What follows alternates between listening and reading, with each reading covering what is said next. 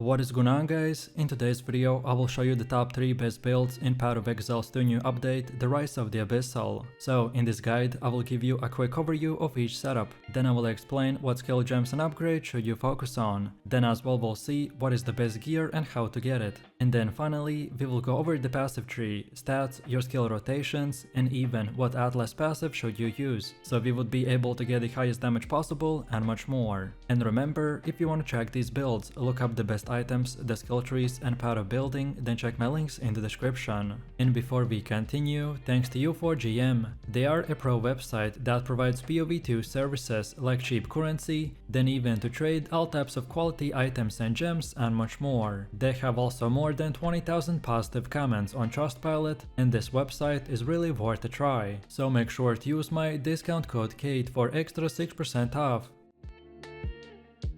This build is brand new in 0.3 update, and I promise you it's everything that you ever wanted if you've dreamed about playing a pure martial artist build. So, no clunky weapon swaps, no chasing expensive uniques every 5 levels, and no stressing about the perfect 6-length staff. With this build, your fists are your weapons, and thanks to the hollow palm, those arms will hit like a truck. Now let's be upfront, the core of your gameplay revolves around the Storm Wave and the Upheal for insane map clearing, while Tempest Flurry and the Tempest build will shred bosses and rares with precision combo damage. One thing to note here is that the exact unarmed scaling in POE2 is still being tested, but even if the run numbers change slightly, the mechanic itself is already crazy strong. I love this build because it solves one of the biggest problems for most players, which is the gear dependency. With the hollow palm, you don't need to farm a weapon or even spend much currency. The keystone scales directly off your attributes, your gem levels and your defenses. That means every upgrade you pick up will automatically feed your fists more damage. It's cheap, it's efficient and it's fast. Then second, the setup plays exactly how you want a monk to feel. You're not standing in the back just shooting arrows or waiting for the cooldowns, so you will be constantly moving. And overall, this build clears like lightning fast mapper with huge AoV from the Storm of Wave. But it also has that controlled single target rotations that you need for the big bosses. If you want speed, power and a no weapon build, then you should try this one out. So let's take a look at the skill gems, because this is where the hollow palm monk will really shine. The entire identity of this setup is built around the lightning fast unarmed attacks. That means we are blending rapid melee strikes with spell like elemental procs. Your bread and butter here is the Tempest Flurry. This is your main combo skill, the one that you will be constantly using into the enemies. To really push its damage, you will link it with the rapid attacks, lightning attunement and the elemental armament. Then second, we got the Storm of Wave, which is your secondary offensive skill. It gives you a massive AoV nuke that clears screens in seconds, while also boosting your critical potential. Now, we need a way to keep charges flowing and the momentum rolling, and that's where the lingering illusion comes in.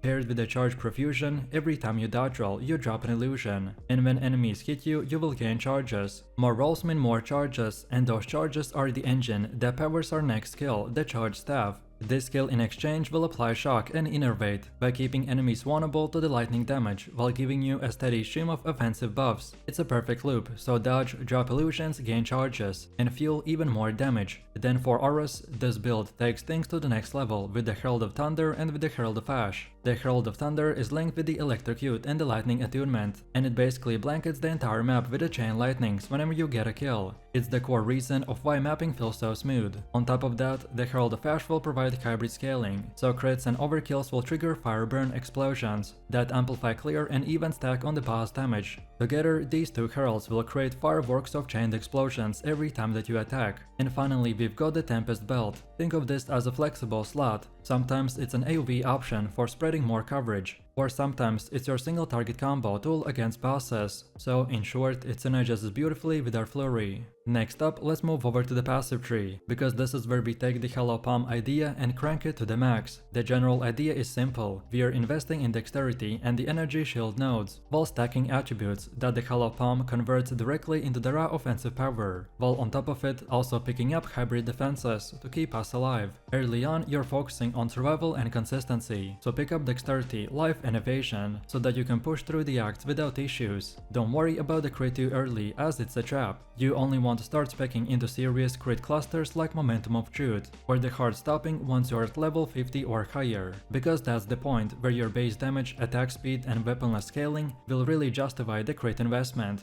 Defensively, the tree makes you tanky in a clever way, so we are vesting into a hybrid evasion and energy shield, and Hollow Palm turns those defensive stats into offensive bonuses. Evasion translates into faster attack speed. Energy shield turns into the crit chance, so you're literally scaling your damage every time you upgrade your gear. On top of that, the life clusters are scattered along the path to keep you stable during the campaign, and masteries will help around the resistances. Offensively, we lean into the rapid unarmed attacks with devastating crits, and we can achieve this by mainly investing into dexterity nodes, because high dexterity not only feeds your accuracy and evasion, but also synergizes perfectly with the Hollow Palm scaling.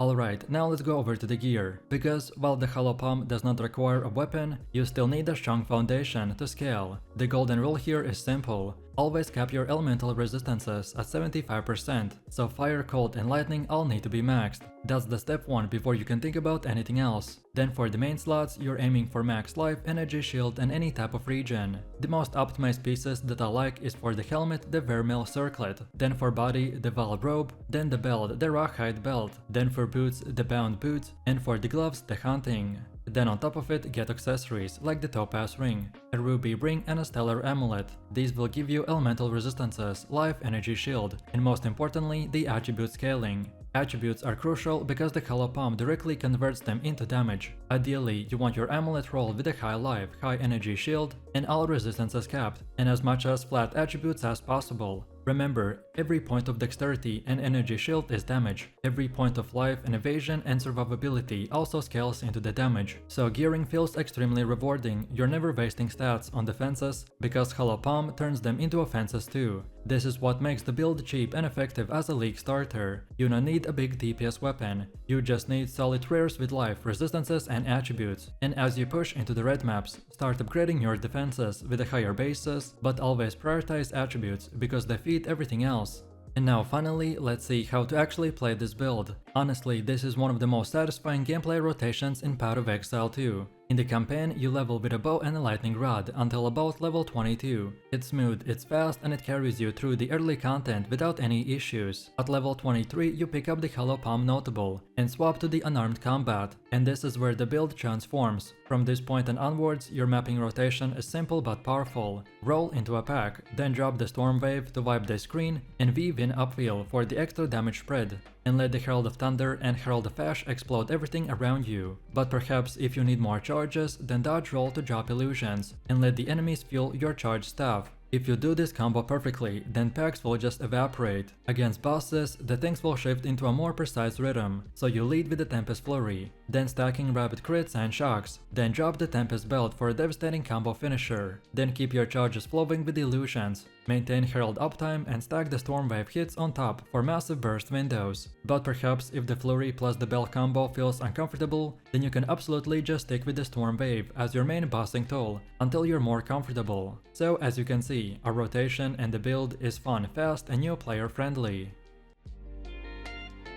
This setup takes everything that people love about the Lightning Arrow meta build and flips it into the cold base monster that freezes, shatters and absolutely demolishes maps at the lightning speed. In patch 0.3, the cold bow skills and the deadeye both received huge buffs, and when you put those two things together, then you will get a build that doesn't just clear screens, it destroys them before enemies even have a chance to move. For map clearing, the Ice Shot is your powerhouse. With the right support gems, the projectile train across the screen, and spreading the chill ground and freezing everything in their path, the monster groups just don't die, they explode in a cascade of shatters and the Herald of the Ice stacks, by leaving nothing behind. And when it's time for bosses, then you bring out the Lightning Rod, the Orb of Storms and the Snipe, while stacking freezing effects that keep them locked down. The fact that you can do both, so clear like a speed demon and take down in-game encounters, makes this build incredibly versatile. So now let's break down the most important skill gems. At its core, we are centering everything around the Ice Shot. This is your main clearing ability, and the bread and butter skill that carries the build.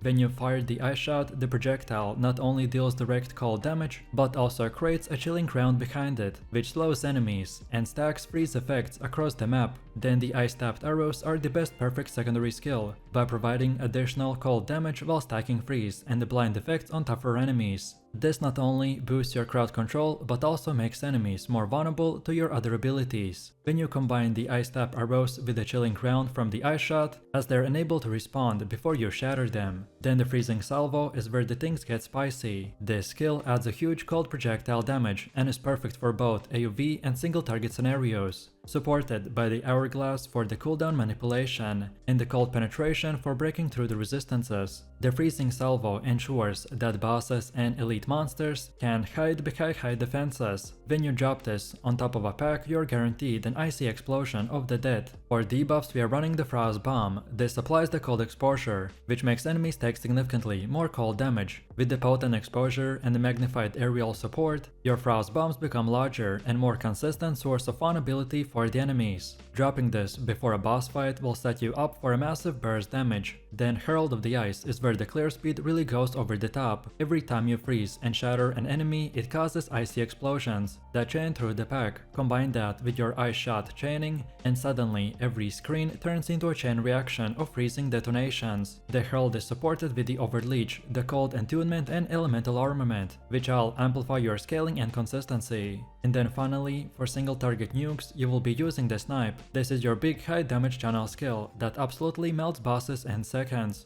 Next up, moving over to the passive tree, and this is where you really transform the Ice Shot Deadeye into an unstoppable force. The core psychology of the tree is simple: maximize cold damage, maximize projectile scaling, and add enough defenses so you don't get one shot. From the beginning, you will branch into projectile damage, bow attack speed, and the crit multipliers. These are the bread and butter for any bow build, and they make the ice shot scale beautifully. You also want to invest into the clusters that enhance the cold damage specifically, so things like the cold penetration, freeze duration, and the cold exposure. This ensures that not only do you hit hard, but enemies stay frozen long enough for you to capitalize. Then defensively, you're investing into the evasion and life, which naturally synergizes with the Ranger's playstyle. With the high evasion, mobility, and the Wind Dancer keystone, you can avoid the majority of incoming damage. The build plays the best when you're constantly moving, so these defenses will line up perfectly with your natural gameplay. Then Javel sockets are another important aspect of the tree. These will give you flexibility, so early on you can grab resistances or mana sustain, and then later you can swap in the pure gems with the projectile multipliers, crit chance, and attack speed. On Javels, your priority should be on mana kill, as it smooths out early sustained problems. Then next up we have gear, which is always a big one, so let's break it down. Your number one priority is your bow. This build scales insanely well with the weapon quality, so the stronger your bow, the better everything feels. Look for a high base DPS bow with an added cold damage,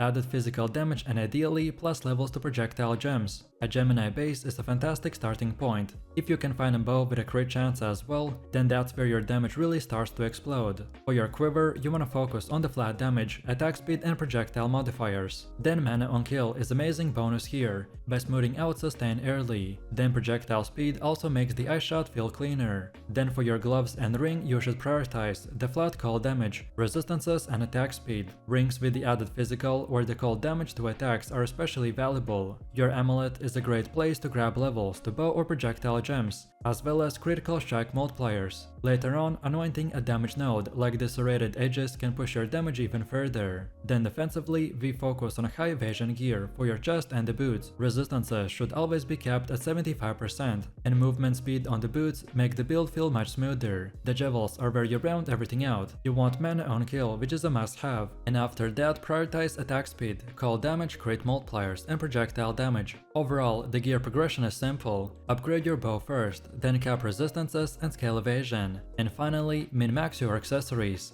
And now last but not least, let me show you the gameplay. For clearing, it does not get much simpler than just spamming the ice shot. In the background, the Herald of Ice will handle the chain explosions, and your ice shot projectiles will ricochet through entire packs by freezing everything in their path, so pretty much the screen clears itself. Against bosses, your rotation is slightly more involved, but still very easy to manage. So open by dropping the Frost Bomb to apply the cold exposure, then set up the Orb of Storms and the Lightning Rod to stack on the bosses. Then from there, we combine the Ice-tapped arrows and the Freezing Salvo for the maximum cold damage. Once the boss is frozen or vulnerable, then channel the Snipe for a devastating burst, and follow that up with the Barrage if needed. This combination absolutely melts even the pinnacle bosses. And now lastly, let's take a look at the leveling. So while grinding, you want to start out with the lightning and the ice abilities, until the ice shot becomes available at level 9. From there you gradually transition into more cold damages as you unlock the ice tap arrows, freezing salvo, and the herald of ice. The leveling process is smooth, because the cold damage will unlock early.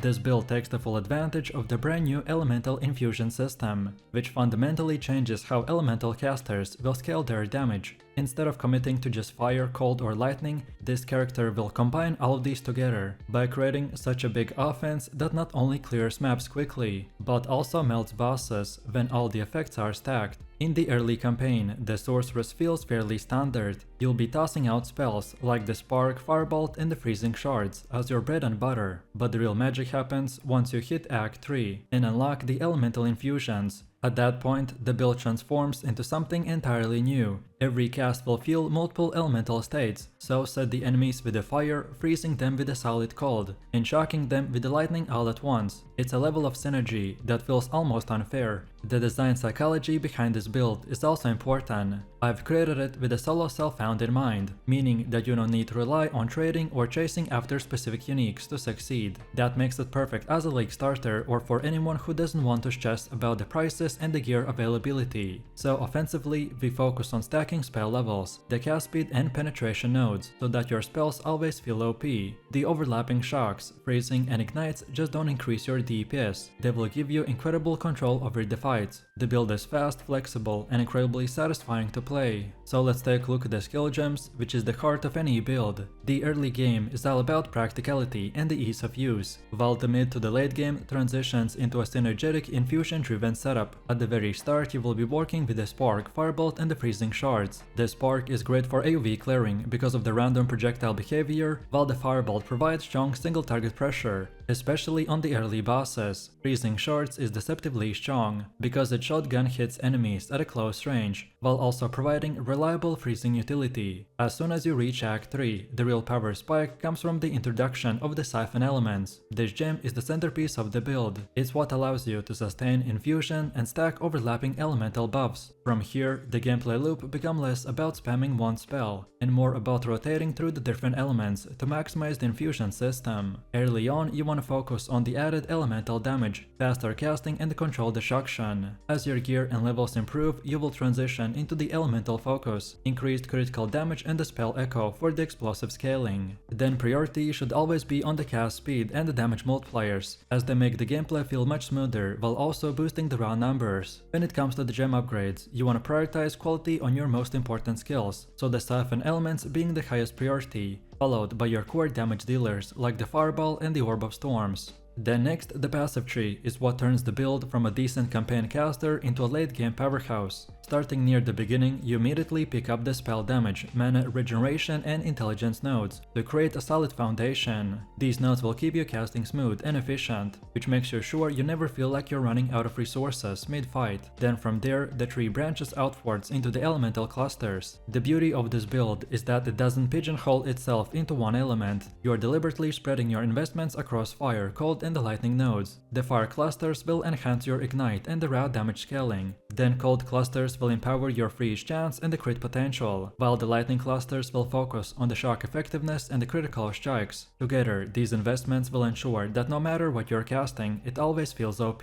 Another big focus is on penetration. Enemies scale resistances heavily as you progress, and without penetration, your spell starts to fall off. By grabbing elemental penetration nodes across the tree, you will ensure that the damage stays relevant against even the tankiest bosses. Defensively, the hydration is also the key, so energy shield clusters combined with the life nodes will give you a dual layer defenses. This lets you absorb huge spikes of damage without instantly dying, while your regeneration and the shield charge sustain you through the prolonged encounters. Mana sustain also becomes vital, so you'll be picking up nodes that increase mana efficiency and the regeneration, which allows you to keep spamming spells without interruptions. And then finally, the crit padding ties everything together. The spell critical hit chance and the multiplier nodes give the sorceress a burst potential by turning the standard casts into a massive nukes.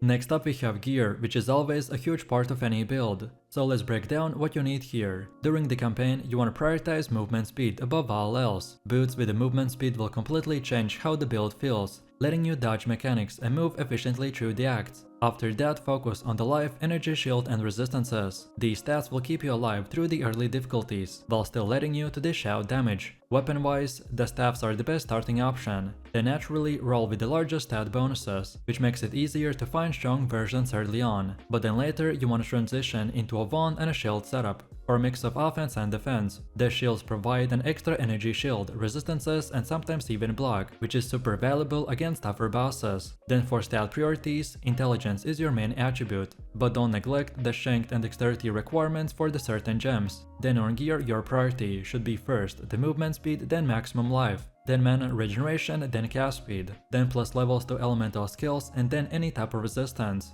Energy shield scaling should always be secondary, but still relevant. By combining life with the ES, you will get a durable hybrid defense that feels safe in both campaign and maps. Unique items are not required for this build, but if you happen to find early game uniques like the movement speed boots with the energy shield bonuses, or even a wand with the extra spell damage and the chaos resistance, then they can make your leveling much smoother. And remember, the entire design of this build is for solo self-found, so everything you need can be obtained through the normal progression.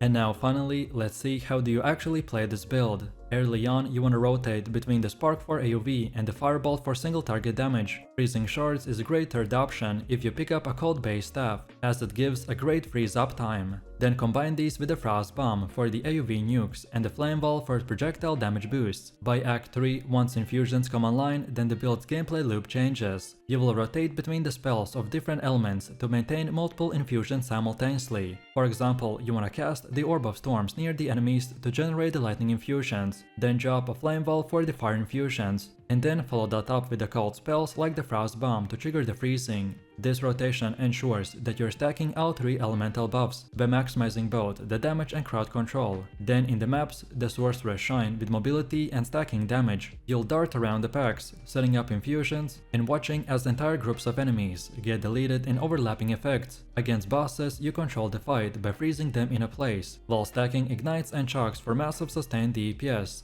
The defensive gameplay revolves around keeping your energy shield topped off, then maintaining resistances and dodging big telegraph hits with the movement speed. Overall, this build is fluid, responsive, and incredibly high DPS.